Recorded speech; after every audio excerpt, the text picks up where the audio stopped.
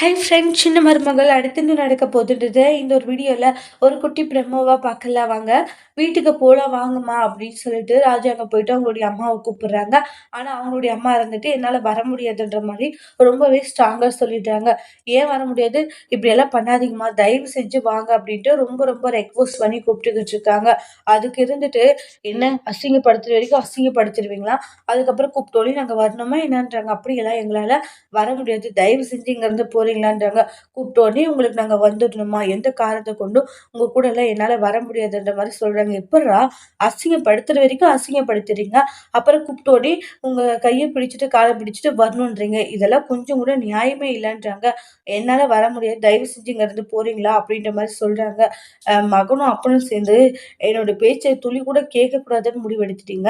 அப்படி இருக்கும்போது உங்களுடைய பேச்ச நான் எதுக்குடா கேட்கணுன்றாங்க.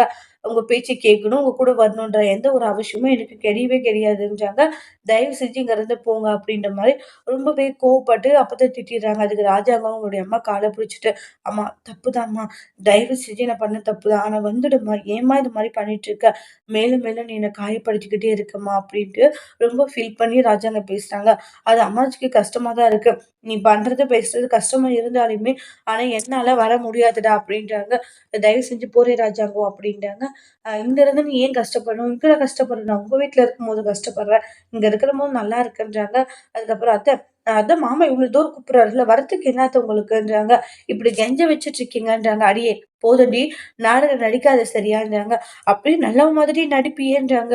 நீ எந்த அளவுக்கு மோசமானவன்றது தெரியுது. அப்படி நல்லவ மாதிரி பச்சையா நடிக்காத அப்படின்ற மாரி சொல்றாங்க. டேய், இவங்கலாம் தான் உனக்கு முக்கியம் இல்ல. அவங்க கூட நீ சந்தோஷமா இருந்துக்கோடா. என்னாலலாம் வர முடியாது. கிளம்புடா அப்படின்ற மாரி கோவமா அந்த இடத்துல திட்டிர்றாங்க. அதோட இந்த பிரம்ம முடிச்சிருக்காங்க. Thank you.